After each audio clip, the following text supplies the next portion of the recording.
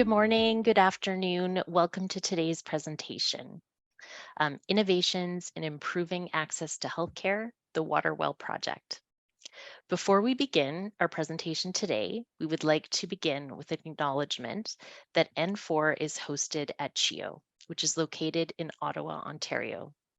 Ottawa is built on unceded Algonquin and Anishinaabe territory.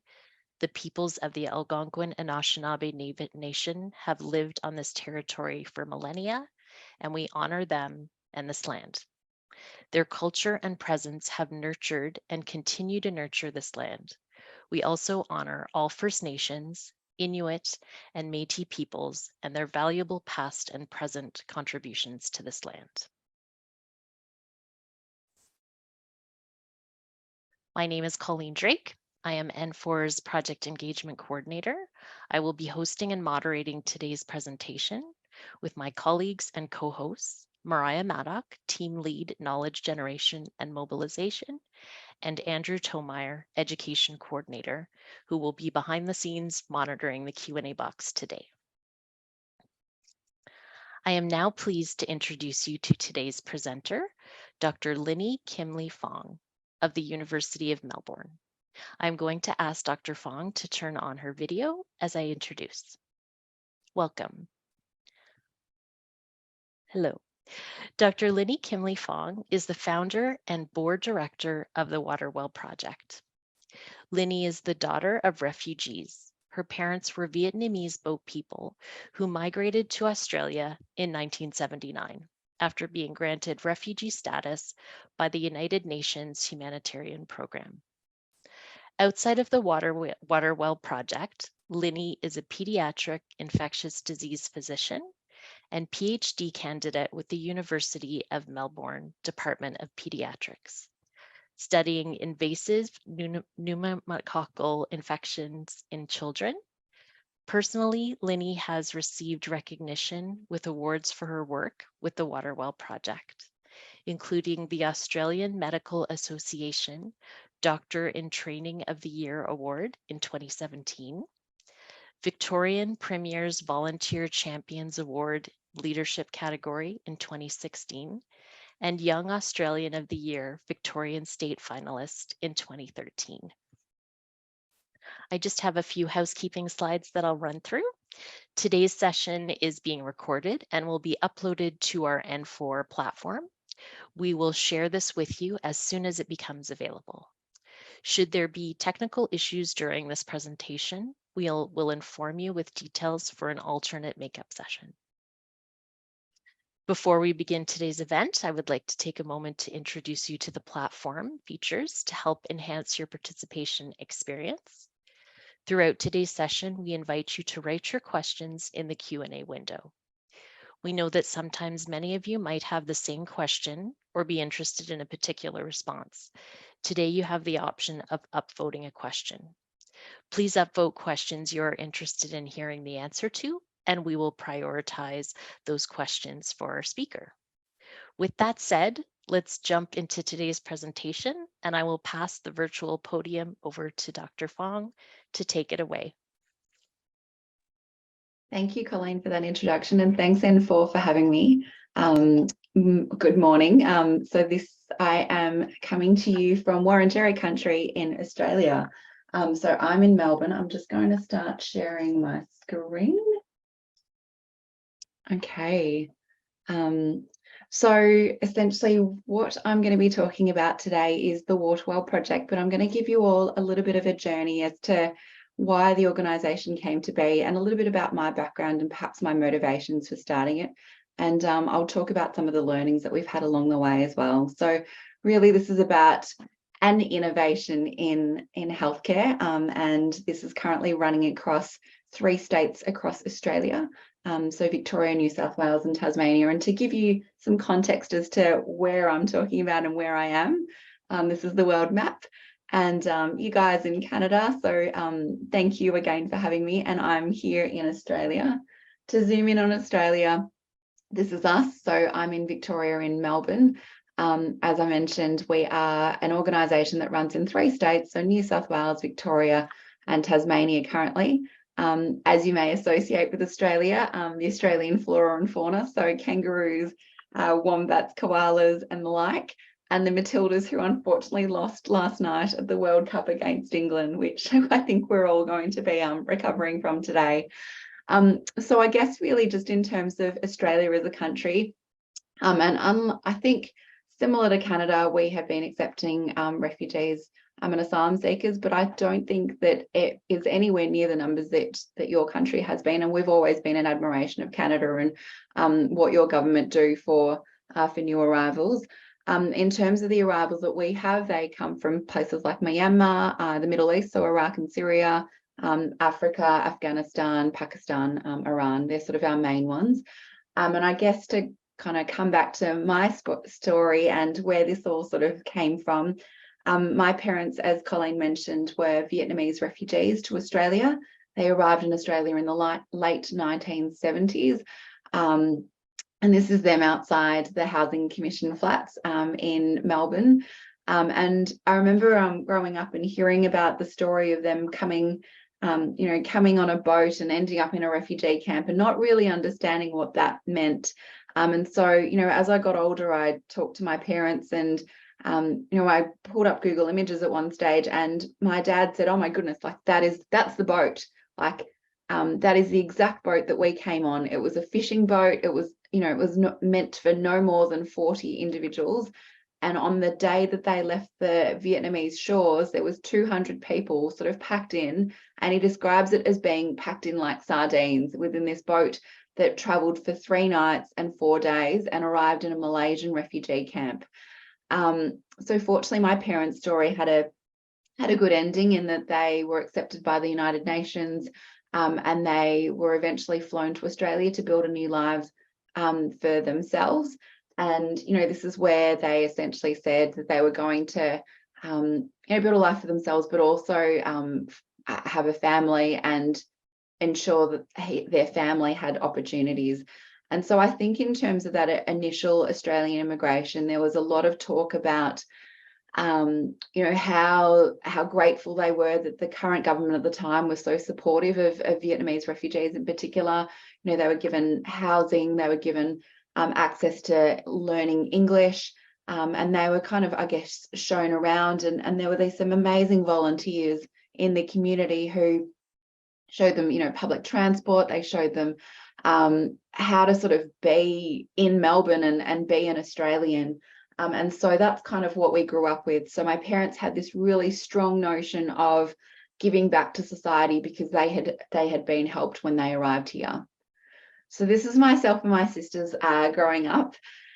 And I guess suffice to say, my parents, because of the lack of opportunities that they were sort of not given, for them it was all about us getting an education and us going out and eventually going and helping others.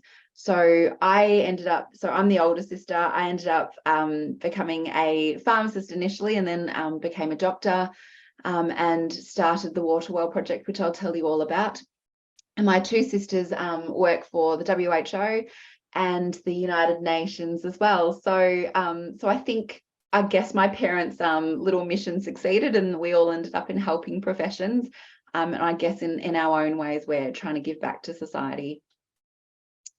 So just to kind of set the scenes, and I'm sure that you're more than aware of this, but just to remind you all of, I guess, the types of people that we work with the Water Well Project. So migrants obviously are people who choose to leave his or her own country. Refugees are those who have been provided a protection claim, whether in Australia or Canada, and really sort of fit that remit of fleeing their country due to physical, psychological persecution, torture and trauma, and therefore cannot return to their country. And asylum seekers, as I guess unfortunately in the Australian political landscape, have often been referred to as kind of the queue jumpers and those who have fled their country but are still actually applying for refugee status, and many of whom do fit that refugee status category, but unfortunately do not have the same access and privileges as those who have been deemed protection as refugees. So I think to start with, just to, I guess, understand the reason for the Water Well Project and why we have a focus on these communities, Obviously, I have a vested interest as my parents were refugees to this country, but certainly thinking about those from culturally and linguistically diverse backgrounds, obviously there are many barriers as to why these individuals don't have good access to health. And these include things like poor health literacy, poor levels of English, poor digital literacy as we sort of move into that telehealth phase, poor literacy even in their own language, and that might be spoken or written, different cultural beliefs, as you all might be aware of, different experiences of healthcare, as in that a lot of people from their home countries may not have experienced preventative healthcare, and a lot of them kind of have told us that they would only ever see a doctor if they were in, an acute emergency type situation. Perceived stigma, obviously, particularly around mental health, lack of social supports when they're sort of arriving and settling in a new country, and obviously competing priorities that come with settlement. So just to kind of, I guess, go into health literacy a little bit further. So this is a definition by the World Health Organization. It's not the only definition that exists, but I really like it because it kind of goes beyond the definition that health literacy is only about giving somebody the means by providing them a pamphlet in a, translated in another language. So health literacy really is around the cognitive and the social skills which determine motivation and an ability of individuals to gain access to understand and to use information in a way that promote and maintain good health. So it's really, I guess the translation of that really is that you need to be able to teach people practical skills and ways in which they utilize that information to take those next steps to navigate healthcare. And that is a bigger feat than it sounds, as you all know. So some of the indicators of poor health literacy. So again, I'm sure you're all very aware of these, but certainly what we're seeing is increased presentations to the emergency department, and that might be in preference to and perhaps inappropriate in some settings, and instead of going to a general practitioner. Increased hospital admissions and readmissions because perhaps there have been issues with following treatment regimes. Longer lengths of stay, poor uptake of preventative health services, whether it be cancer screening or vaccinations, preventative activities in terms of everyday decisions around whether it's smoking or healthy eating, poor self-management of chronic disease, and poor and lower health statuses, as we see as a result of all of those things and many other things. So I'm going to introduce you now to the Waterwell Project. So this is an organisation that I started 13 years ago now, which is a health promotion charity, and as I mentioned, runs in 3 states within Australia. And so what we do is we actually go out into the community as healthcare professionals, and we deliver health education sessions. And this is to communities from that migrant, refugee and asylum seeker background. In terms of kind of how we are run, we have a board of directors, of which I am one of them, and I'm also the founder, but we have a volunteer committee, we have 7 paid staff, and we have 300 active healthcare professionals across those 3 states that come from different backgrounds. They are doctors, nurses, midwives, and allied health of varying sort of disciplines as well, which has been incredible, and I guess a testament to the generosity of some of our volunteers on top of their busy schedules. So what do we want to achieve, and why are we doing this? So I think for me and for us as an organisation, it's really about getting people on the same page in terms of their health. So what we want is for these individuals to achieve equitable access to health. And by the way in which we do this is by improving their health literacy. And as I said, it's all around those practical skills and practical knowledge that will help them navigate the healthcare system so that they are able to prevent those acute services because they are able to stay well, whether it's physically or mentally. And on the other hand, that when they are unwell, that they know where to seek help. And so the reason why we do this is that we have a really strong belief that everyone has a right to good health, and that is regardless of their background, ethnicity, gender, age, sex, all of those things. So this is what our education sessions look like. So really, I think the main point of difference in terms of what we do and what some of the other sort of, I guess, NGOs will do is that we send out our healthcare professionals who, as I said, are qualified healthcare professionals who work within our healthcare system, and they have a dialogue. So it's really around that Q&A between community participants and the healthcare professionals. It's in the space of the community participants. So we will go into churches and playgroups and mothers groups and English language classes even. And normally what we do to maintain that interactivity is we'll have 1 to 2 volunteers with a ratio of sort of 10 to 15 participants. Sometimes an interpreter will be present as we deliver our sessions in English. We also use resource boxes and props, as you can see in this picture here. This is obviously a healthy eating session, and that box is full of different sort of food stuff in terms of packaging, and really, as I said, it's around the practical skills. So in this particular session, what we would do is we would teach people how to read nutrition labels. So how to understand, whether it's sugar or fat content or saturated fats and what that actually means, so that they can go into the supermarket and make healthy choices themselves. So these are our healthcare professional volunteers. So different array of disciplines, as I mentioned. I think the one thing that I will mention here is, as I said, they are doing this in their own time and they are volunteering their time. And the other thing is that they are learning from each other and learning from the communities. We have a really big emphasis on reciprocal learning here. And what we find is that, when our healthcare professionals are going out into the community, they are listening to the concerns of the community. So during COVID, they were hearing about all the misconceptions and the preconceptions that people had around COVID as a disease, COVID as a virus, and also, all the stuff around the vaccine and some of the concerns. So we were hearing that on the ground. In terms of learning from each other, I have certainly delivered sessions alongside dietitians and learned a lot more than I would normally learn in my sort of hospital setting about healthy eating and about sort of, I guess, dietary aspects of healthy eating. And so, yeah, I think it's this amazing kind of mix of people and amazing sort of learning from other disciplines within healthcare, which has been incredible. And I think a really big reason why our volunteers keep coming back and volunteering with us. As you can see here, that in terms of estimated donated time, we estimate it to be over $240,000 Australian dollars per year of volunteer time per year.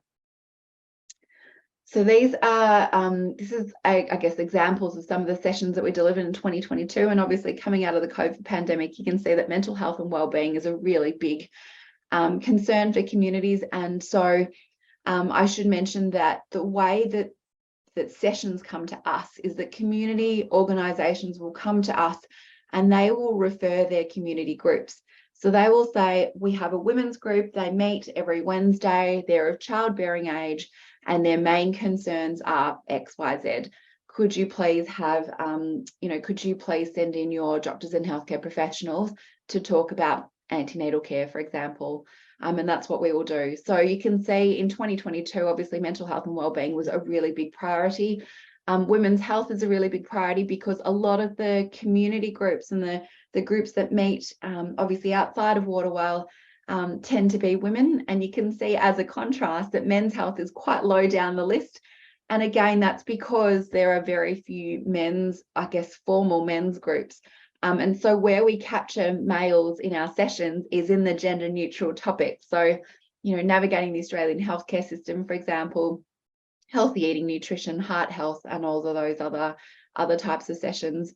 The other thing is in terms of the interactivity that occurs during our sessions.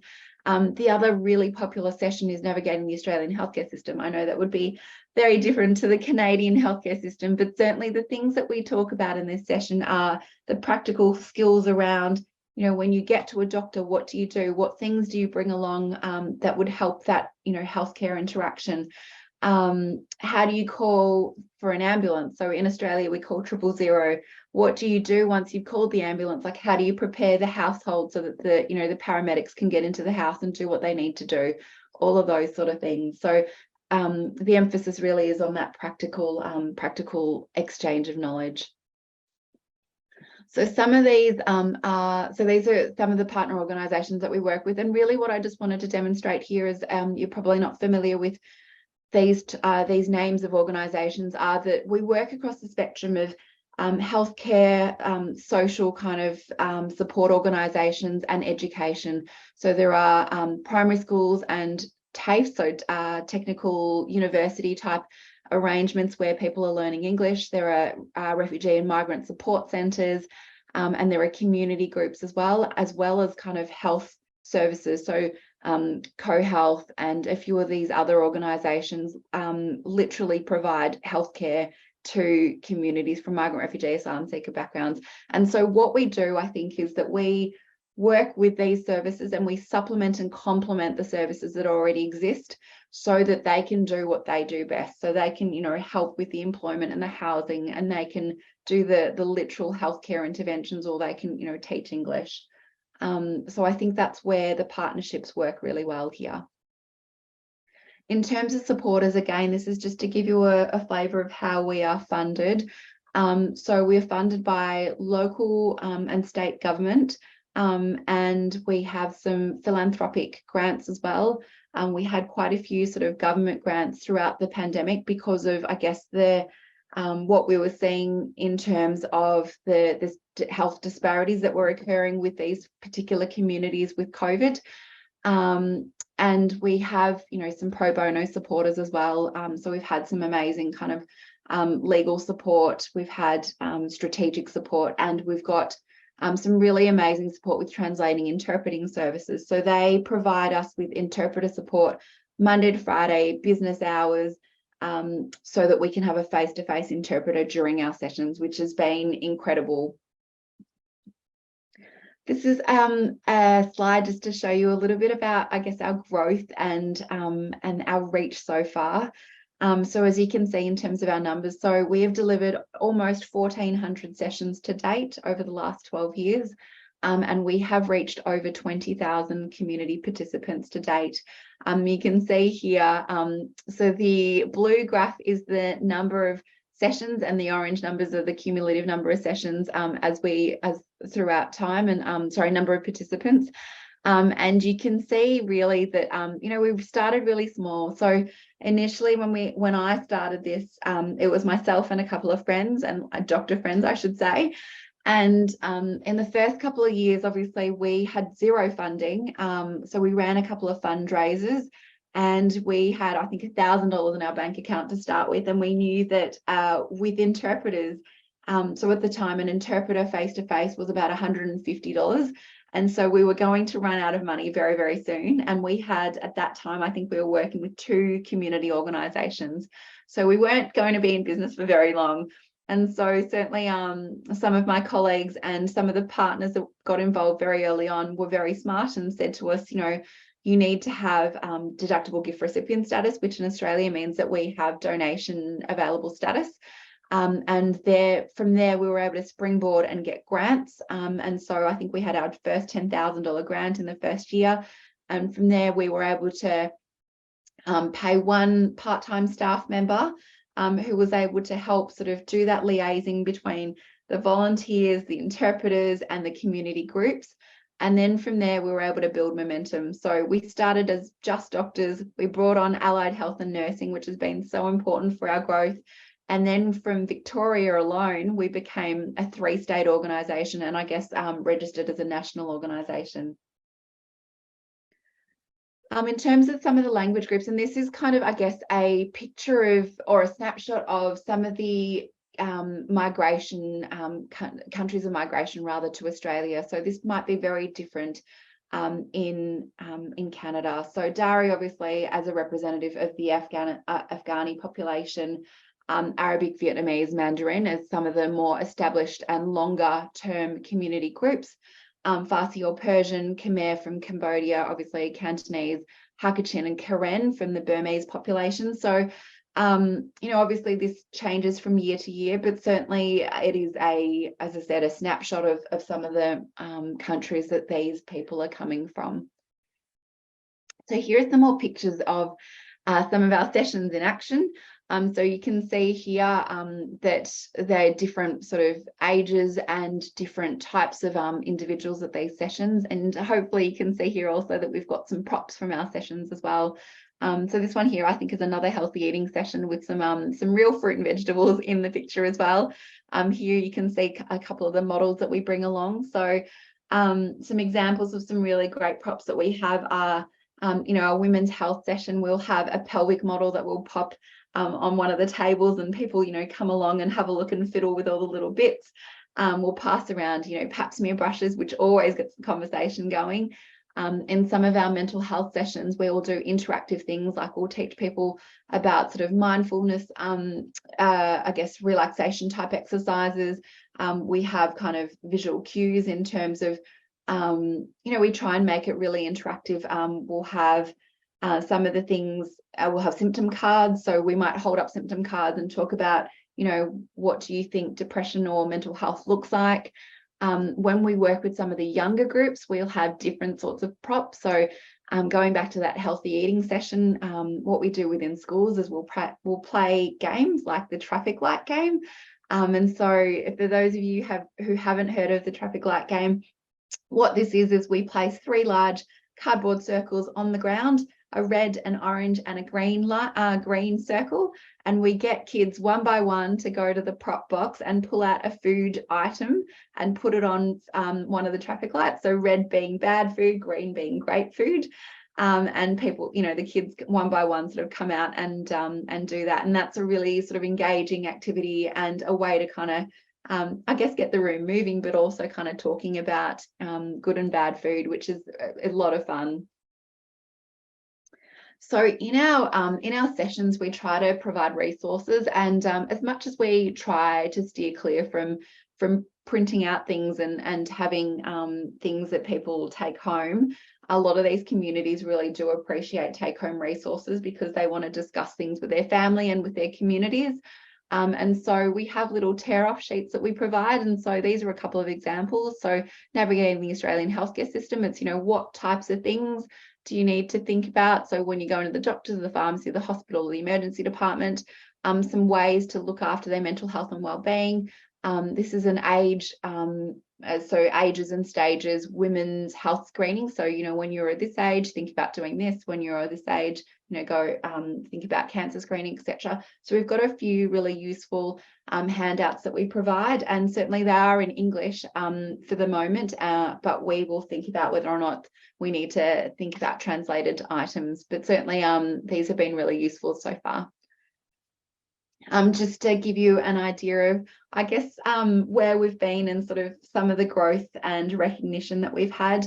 So I think, like, these have been really important milestones for us, because up until kind of our first big award, which was the Melbourne Awards, I think for us as an organisation, we thought we were doing good things and we felt that we were having impact and able to help these community groups. But I think the recognition has really sort of helped cement us and provide us with some, I guess, legitimacy as to what we're doing, and the fact that, we are doing good work and we are helping people, and that people outside of our organisation and the sectors that support health and refugees are recognising that as well. So that's been really nice. So I just wanted to bring some examples to light as to some of the things that we have seen over the years. And this is obviously a very recent example. So this is a picture of one of our big vaccination centres in Melbourne, and this was during the COVID pandemic. So as you all know, there was, a race to have vaccines in arms. And what we saw really in Melbourne, Victoria, and, across Australia was that not only were people from culturally and linguistically diverse backgrounds more likely to have COVID and have sort of, transmission in terms of infection, but they were less likely to be vaccinated, more likely to be hospitalised, and more likely to die from COVID. And so, this is a very kind of typical example of what our vaccine sessions look like. There was very few people from diverse backgrounds. We knew, and similarly, I'm sure you have your own experiences in Canada, but people were getting their information from overseas sources back in their home country. We were hearing lots of really bad myths and preconceptions around, COVID, the virus, and how it was, whether it was man-made or lab-made, or how people were getting infection, how, how using bleach as a mouthwash could cure infection, and that the vaccine would cause infertility and lots of other problems. And so when COVID hit, obviously we, again, you probably heard a lot in the media about the lockdowns that were happening in Melbourne. But certainly what we did was we very quickly pivoted from face-to-face sessions to online sessions. And again, the disparity came to light that a lot of these communities did not have the digital literacy that was needed to do, the telehealth sessions that we were doing in the hospitals. And therefore, to get onto Zoom or to Teams or whatever platform you were using, it just became a bit more challenging to reach these communities. And so what we did was we reached out to the easy to reach communities to begin with. So it was those that were already engaging in some sort of tertiary university or institution-based learning. And so they were already online. So it was easy to kind of hop on the back of those.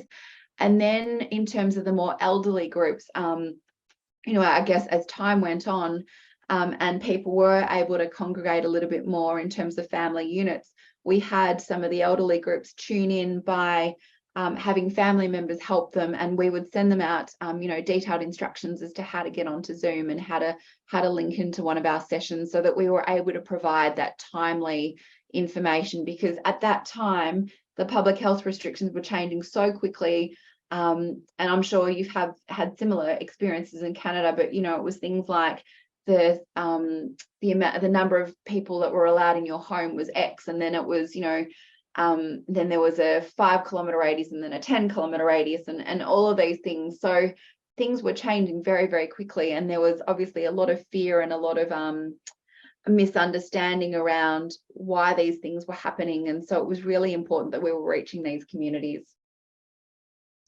Another example that sort of we think about in terms of, I guess, tertiary healthcare is, antenatal care.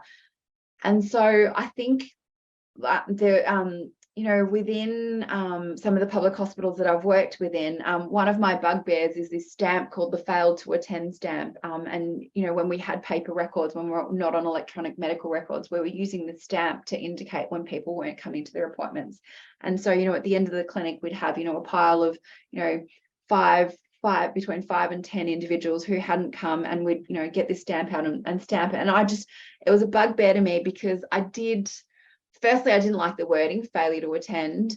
And then I think the other thing was the assumptions behind what that stamp meant, whether it was they didn't care enough to rock up to their appointment, that they didn't prioritize their health. And in the case of sort of antenatal appointments, that they didn't care about their unborn baby. And I think this is something that when I talk to some of my colleagues about, thinking about that cultural context of care, people often forget that some of these individuals who are coming to our clinic are coming from communities and countries where they would have their, they would go through their pregnancy at home, and they would not encounter any sort of healthcare unless something went wrong. And so the antenatal appointment was just, obviously quite foreign to some of these communities and individuals. Like, why do I need to go and get my, my tummy measured? Like, why do I need to have my blood pressure checked? Back home, I would just deliver my baby at home unassisted. And so I think it's really important, and I think it's been really important learning for some of our volunteers who get involved with the Waterwell Project to hear some of these things firsthand, because when you think about it, when you put yourself in their shoes, like, of course, why would they turn up to an appointment in the middle of the day when they're battling with, school pickups and drop-offs, and just kind of managing with life and settling and working and all of those things. And it makes sense that it's not a priority. So I think it's been a really big lesson for us and for those who are involved in working with these communities. So that actually brings me towards the end of my talk, and I was going to open up for questions, but certainly if you'd like to hear more about what we do, we are on social media. So we're on LinkedIn, we're on Facebook, Twitter and Instagram. We do have a stakeholder newsletter that we send out to sort of give people updates about what we do. But yeah, certainly happy to, I might just stop sharing and happy to answer questions here about me, the organisation, whatever kind of comes to mind. Thank you. Thank you again for listening. Thank you so much, Dr. Fong. Absolutely incredible work. Amazing to see your reach in the community. And I'm sure it definitely resonates with our audience. The volunteers, amazing just to Amazing. see their commitment and the type of sessions you're able to put together.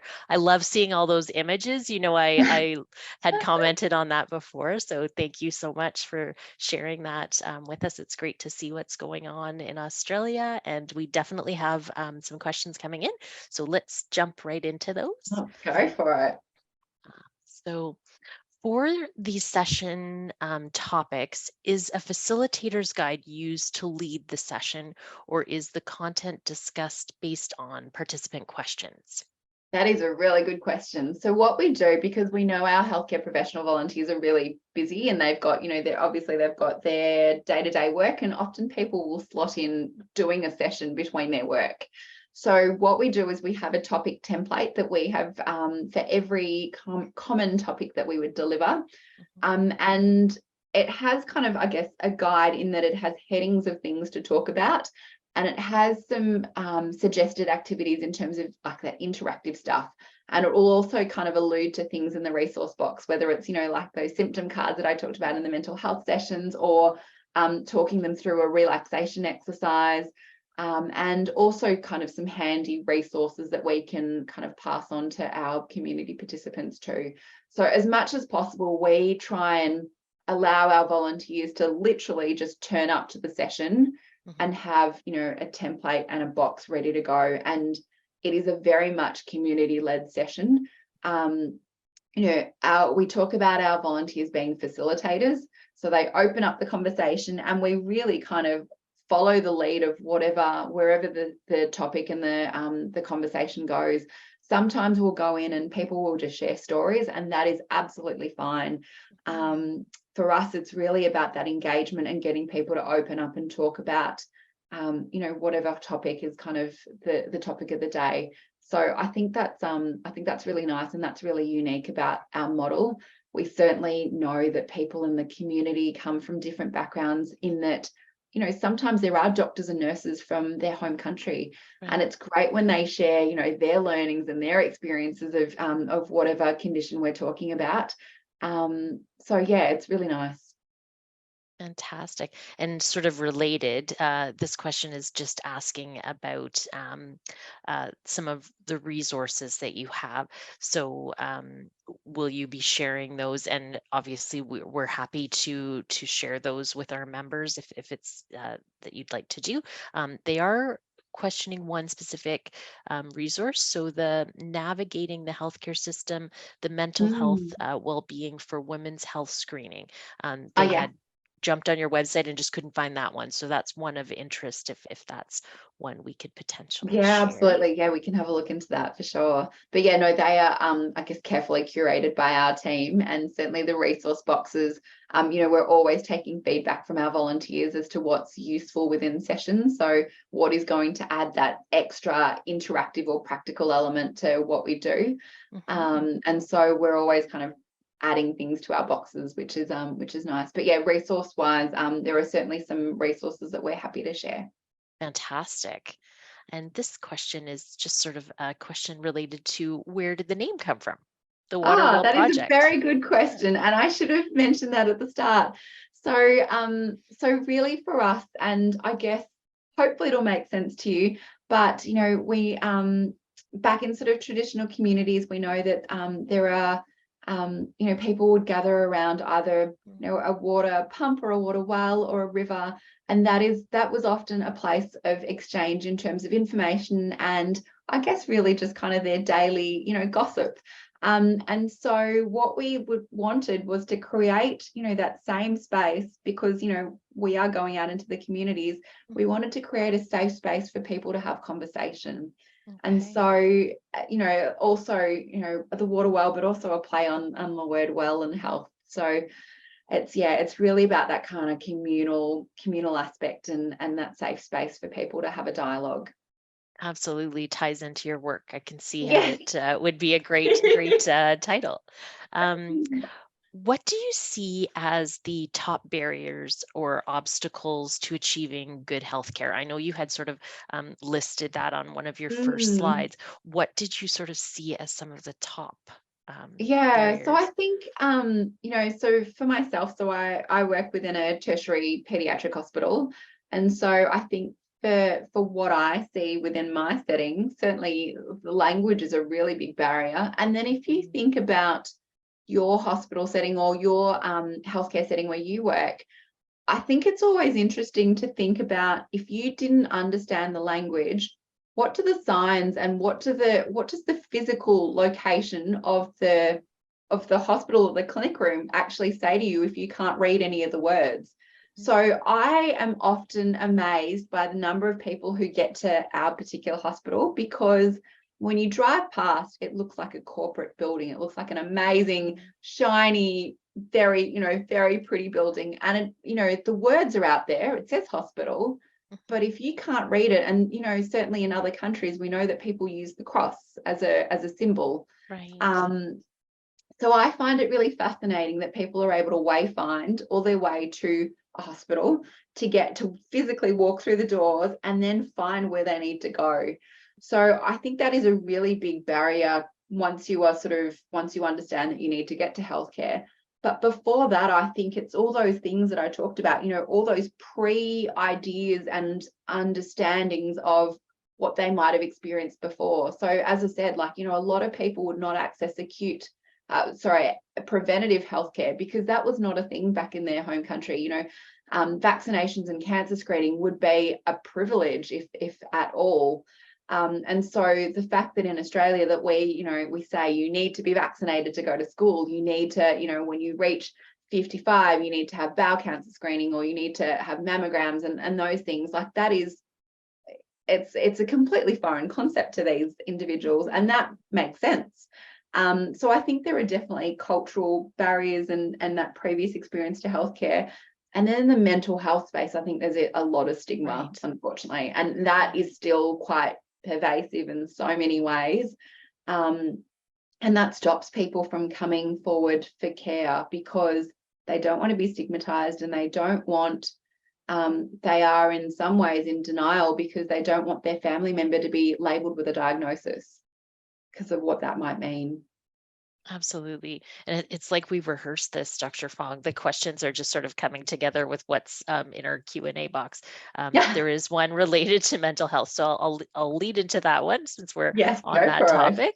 topic. So can you share some of the mental health concerns you were hearing from immigrant and refugee communities, since mental health was obviously one of your topics and you've touched on Yeah. that. So maybe just Yeah, build on absolutely. that So a I little bit. think so during COVID there was a lot of mental health issues coming to light, and perhaps more than usual. People were feeling socially isolated, people were feeling like they didn't know where to go. And so when we converted to our Zoom sessions, we had Zoom sessions with our doctors, for example, talking about mental health.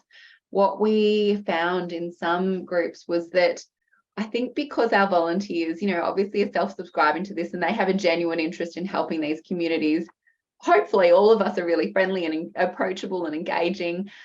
People reaching out on private chat and saying, hey, I've had really bad thoughts, Mm. I'm really depressed and all of these things. And, they were really reaching out for help.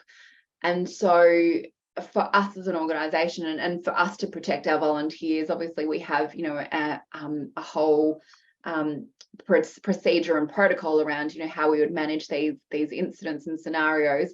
But certainly what we would do is we would link them in with their community representative, whether it was their social worker or teacher or community group leader, and Mhm. make sure that they were linked in with a GP and sought help. So certainly I think with the background that these individuals are coming from, so some of them, as I mentioned, have escaped from torture, trauma scenarios. And so it's not surprising that, we're seeing people with mental health conditions and then, Right. put into play kind of everyday Australia and adjusting and settling, and then a lockdown, like that was, that was a really stressful time for people, and it was really confronting and quite frightening for a lot of people. So certainly there have been a lot of mental health things within the cold populations, but I think, at large, society at large, and I'm sure that was worldwide. Absolutely. A lot of learnings for all of us. Yeah. With regards to the food boxes, were there also choices available to newcomers to know where to get international food choices as well? Are they given addresses to where such markets may be available in your communities? That is a great question. No, not currently. So certainly the food boxes were, cereal boxes, and, there were examples of good food and bad food. Right. But no, and that is, that's something that I'm going to take and have a look at. But within the communities that we're meeting, because often they would be because we would be meeting them in their spaces, if something like that came up, often someone in the room would be able to say, hey, why don't you go to, this place? And we've tried to make it about, that culture as well. So as much as we had, very kind of Western foods within our boxes, and it was really more around the practical skills that we were teaching, we would ask them, what is your typical breakfast, or how would you cook your food? What sort of oils would you use? What sort of ingredients are normal for your, your cooking or your cuisines? And then we would talk about, the health implications, or of those foods, which was always a really eye-opening conversation for both parties. Just a lot of fun too. You'd probably learn quite a bit. No, that's We fantastic. definitely learned quite a bit, and we'd learn about, certain foods and recipes that we were not familiar with. So yeah, like I said, there's great reciprocal learning. Fantastic. Did you encounter any challenges in implementing this project? If so, how did you overcome these sort of obstacles? Yeah, I think there's been quite a few challenges along the way. Hey. So I think to start with, as I mentioned earlier, we like, firstly, I should mention to all of you that this was never really meant to be a big organization. This was something that I thought I would do for fun on the side, on top of specialist training. And we never intended to be in 3 states and reach this many people. Amazing. So, it's been really this kind of organic growth, but certainly, financial barriers were definitely a big issue for us. We knew I think it was a big realization for me, because, we thought we were out in the community, doing good. And of course we were doing these sessions for free. So why would it cost any money? And so what we found was that, obviously any organization needs to pay, all of the different things that you need to pay to be an organization. And even though we're working from home and we had no overhead costs, there was still lots of things where we had to be aware of that financial side of things. And I think, really early on, we realized that we weren't going to be sustainable unless we got some grant and seed funding behind us. So, for us, it was about that financial side of things and getting that support so that people could, from a paid and a sustainable way, be able to organize the logistics of all of our sessions. Then it became about our volunteers, and obviously we've got a volunteer workforce who are very busy and very much working under the pump. And so, it's been really important for us to maintain our volunteer workforce and make sure that these volunteers keep coming back and enjoy their experiences and talk to their colleagues and friends about what they do. And so we have a few intakes of volunteers every year. And in terms of kind of the other aspects, it's been around, the partnerships and the people that we engage with. So for us, it's really, we would love to reach those hard to reach communities who really do need our help most in understanding the healthcare system and understanding all the aspects there are. And so for us, it's been so important that we meet and talk to other organizations and really, as I said, complement the sector. It is, for us, it's not about reinventing the wheel. We really want to work alongside services that already exist so that they can do really what they do best, and we can do what we do. Absolutely. Um, what was it like bringing allied health and nurses onto this project? How did you forge these relationships? Um, so I think, as I said, I think it's been really nice because like when we were really small, it was just doctors. And Mhm. at the start, like every time we did a new intake for new volunteers, it would be people that we knew because Right. we always, we hang out in the same circles. We all had the same genuine interest. We all, had an interest in global health and bettering the world, I guess. And so when we extended to like the audiences outside of medicine, again, it was kind of friends of friends of friends. And, it just kind of built from there. So I don't think it has been as challenging as perhaps we thought it might be. We continue to kind of speak at forums where there are healthcare audiences. And so I think it's been really nice because, this is not a compulsory thing that anyone needs to take part in. So people who are genuinely interested in the refugee cause put their hand up and come and volunteer with us, which is really nice. And I think it's a lot of word of mouth. Absolutely. We can see that related on your website with all those images of all these happy people. So that's That's fantastic. right, exactly. So we have a few more questions that I think we have time for. Absolutely. Lots of messages coming in saying thank you for the presentation.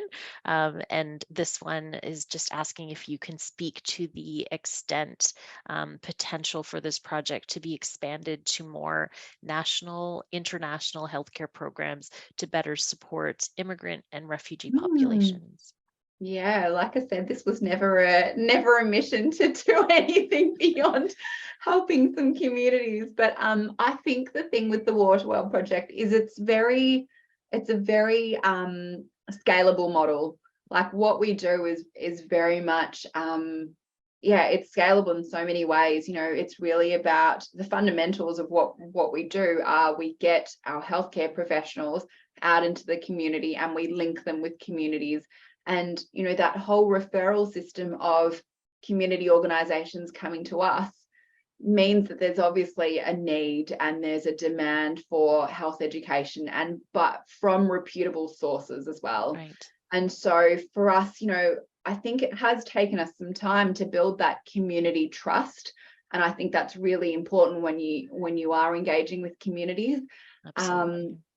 And so in terms of kind of being able to plonk like Waterwell project in Canada, say, like it would be the same sort of things, like having that volunteer healthcare workforce, having the connections within community to be able to have those audiences, but have that kind of, you need to have that lended trust. So when we go into a community for the first time, we have a community leader or a trusted member literally shepherd us in, because Mm. where otherwise, who are we? We're, healthcare professionals in a shiny hospital. And I think that really has a lot of standing in terms of community credibility, and it builds itself to relationships, and that's kind of how I think we've grown to the scale that we have today. Absolutely, that built reputation where people will take you in and assist you. Absolutely. Sort of related, are you aware if the model is available in any other countries? So the model that you've worked on, is it available in any Yeah. other countries? That is a really good question. I'm not. I know that some NGOs do go in and I guess do like community engagement type sessions, but I don't know that there's any sort of formal things like this set up. I do know also that in Australia, some of the NGOs like Heart Foundation or Cancer Council, for example, will go and deliver sessions with bicultural workers. So very different to our model. They'll have people who obviously speak another language, who are not healthcare professionals, but have scripted kind of texts as to what they need to be talking about in those sessions. And so I think, as I said like before, like what is unique about what we do is it's about the conversation. It's about answering the questions that come to the foray when we are talking in our sessions. And so other sessions might be perceived as kind of talking at communities and literally giving that one way of information. Whereas for us, it's really about that two-way exchange. And like I said, so many of us doctors and nurses and healthcare professionals, like, we learn so much from being in the community. And I think as a result, a lot of us have actually gone back and advocated within our own hospital settings for more culturally responsive healthcare services. Like, I think with the work that I've done personally, like, I am now sitting on consumer liaison groups and hospital exec groups to talk about improving the care for these communities and making sure that, the services are culturally accessible outside of the hospital, but also inside hospitals. And I don't think you have that until you don't have that deeper understanding until you're literally sitting in there with the communities, listening to their concerns and hearing about the literal barriers that they are having to actually getting help. Absolutely, that real life lived experience comments, definitely. I could keep going on with the questions that are continuing. I think we have time for one more, and then we will Absolutely. take these offline because No there's some worries. great questions. So a transition of care can be very difficult and critical for newcomers. Any lessons learned? And we can end on that one. Transitions in care. So I think the thing for us, so when we have been faced with real new arrivals in the community and we are delivering a session, so we're really careful, I think, in terms of who we engage with. So we know that within the first sort of 3 months of arrival, like, hearing about the healthcare system is probably not a priority.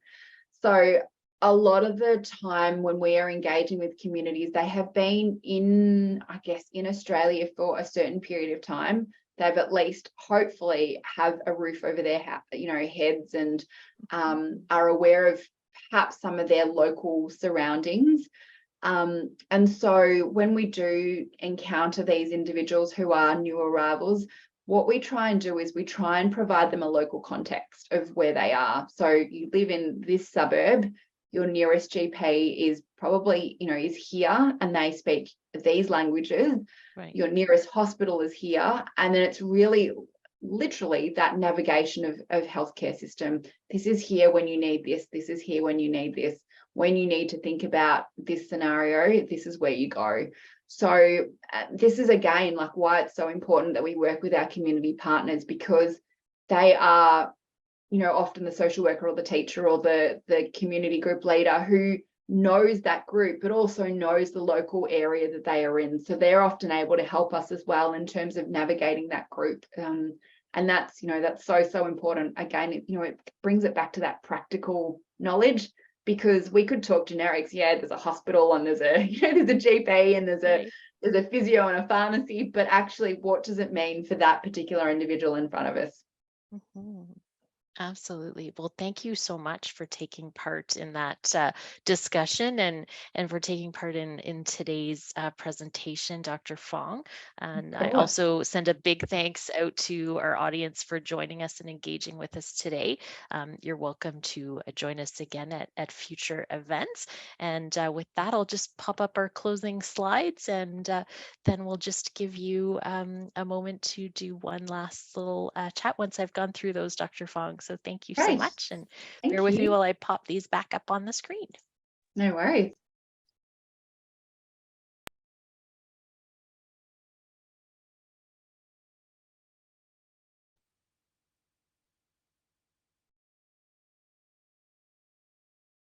Excellent. Okay.